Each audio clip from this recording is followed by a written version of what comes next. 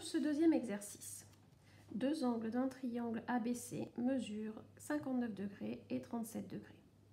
Le triangle UVR est un agrandissement du triangle ABC de rapport 3. J'ai donc la figure de départ, le triangle ABC, avec 59 degrés et 37 degrés comme mesure d'angle. J'ai la figure d'arrivée, UVR, qui est un agrandissement de rapport 3. Donc, toutes les dimensions, toutes les longueurs vont être multipliées par 3 pour passer du triangle ABC au triangle UVR. On me demande l'aire du triangle ABC est de 6 cm² et donc de calculer l'aire du triangle UVR. Le triangle UVR, c'est l'agrandissement du triangle ABC. Si l'aire de départ est de 6 cm², pour passer à l'aire d'arrivée, on a appris dans la leçon qu'il fallait multiplier par ce coefficient au carré.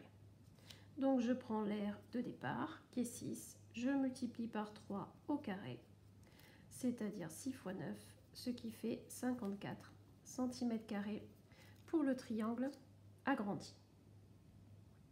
Pour la deuxième question, on me parle du périmètre du triangle UVR, c'est de 21 cm, c'est-à-dire le triangle agrandi.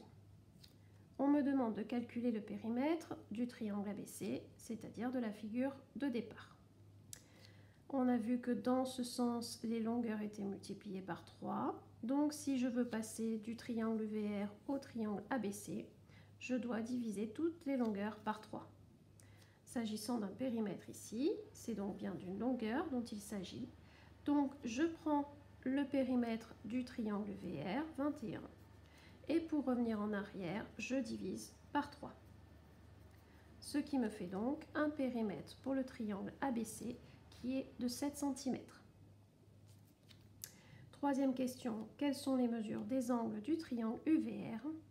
Le triangle UVR est un agrandissement du triangle ABC, mais ce coefficient 3 n'est valable que pour les longueurs. Il n'y a aucun changement concernant les angles du triangle UVR. Ils sont identiques à celles du triangle ABC. Donc le triangle UVR et le triangle ABC ont des angles de même mesure.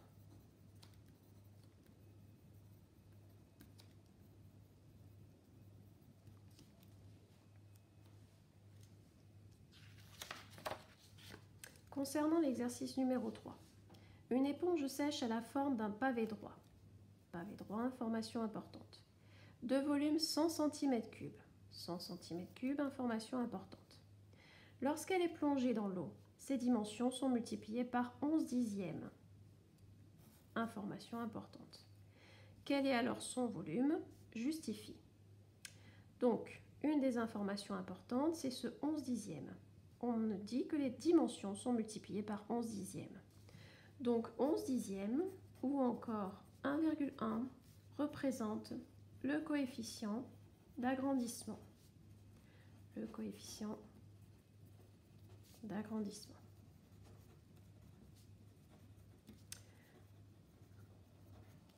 On s'intéresse dans l'exercice au nouveau volume, sachant que le pavé droit au départ a un volume de 100 cm3, donc ça correspond à l'ancien volume, 100 cm3. On veut connaître le volume de l'éponge après avoir été mouillée, donc on va appeler ça le nouveau volume.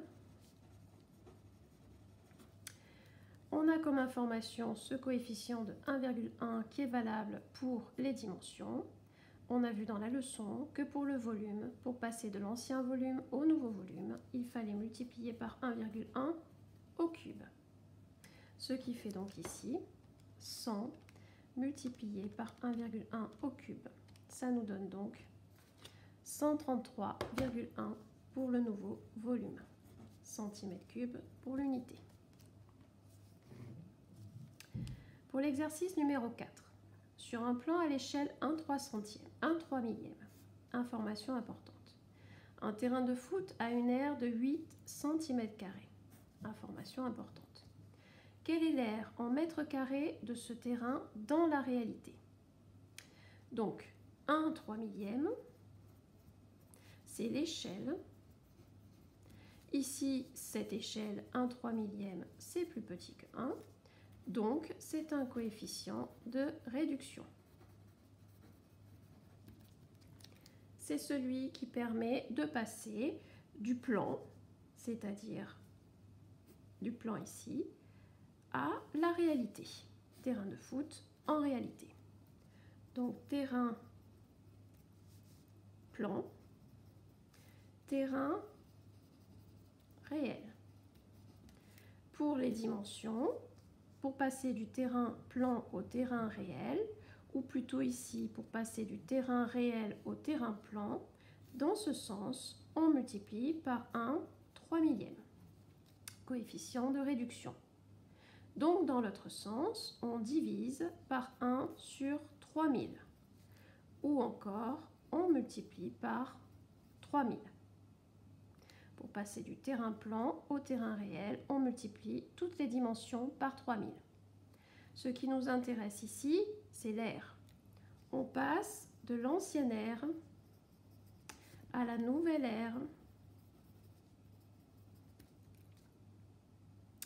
L'ancienne aire, c'est 8 cm², c'est celle sur le plan. On cherche la nouvelle aire. Et pour passer de l'ancienne aire à la nouvelle aire, on multiplie par le coefficient au carré. Donc ici, 3000 au carré.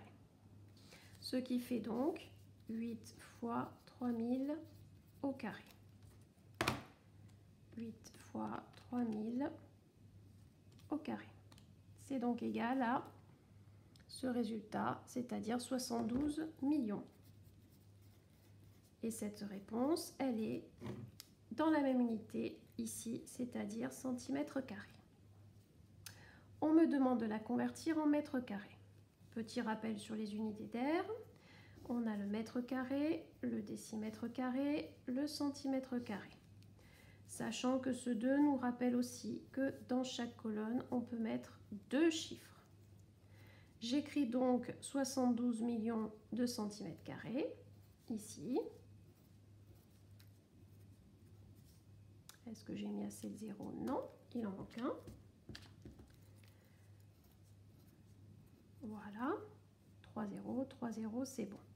Donc, si je veux convertir en mètres carrés, je dois donc déplacer la virgule jusqu'à la colonne des mètres carrés, ce qui correspond donc à une aire de 7200 mètres carrés. Voilà pour l'aire du terrain dans la réalité. Dernier exercice. La forme d'une bactérie est assimilée à un disque d'air 0,2 mm². Information importante. On l'observe au microscope muni d'une lentille dont le coefficient d'agrandissement a été effacé. Donc ici, le coefficient d'agrandissement n'est pas connu. On sait juste que c'est un coefficient d'agrandissement, donc quelque chose de plus grand que 1. L'aire de la bactérie observée au microscope est de 0,8 cm². Information importante aussi. Attention toutefois, les deux aires n'ont pas été données dans la même unité. On me demande de retrouver le coefficient d'agrandissement de la lentille. Donc, je pars de l'ancienne aire, qui est donc de 0,2 mm², à la nouvelle aire, qui est donc de 0,8 cm². Comme je l'ai dit, ce n'est pas dans la même unité. Donc, je commence par convertir ici 0,8 cm² en mm². J'utilise le tableau de tout à l'heure. Je rajoute juste une colonne mm². J'ai donc 0,8 à écrire en cm². Conversion en mm², ça me donne 80 mm². J'ai donc maintenant mes deux aires dans la même unité. Je sais que pour passer de l'ancienne aire à la nouvelle aire, on multiplie par le coefficient d'agrandissement au carré. Pour trouver cette valeur, je vais donc diviser la nouvelle aire, qui est 80, par l'ancienne R qui est 0,2. Ce calcul me donne 400. 400 correspond au coefficient d'agrandissement au carré. Donc ceci, c'est K au carré. Pour retrouver K, il suffit de prendre la racine carrée de 400, c'est-à-dire 20. Le coefficient d'agrandissement de la lentille est donc de 20. Ça signifie que, par rapport à la bactérie de départ, au microscope, on la voit 20 fois plus grande du point de vue de ses dimensions. Le coefficient d'agrandissement de la lentille est donc 20. J'aurais pu rajouter des phrases-réponses pour beaucoup d'exercices, l'essentiel étant de comprendre le raisonnement.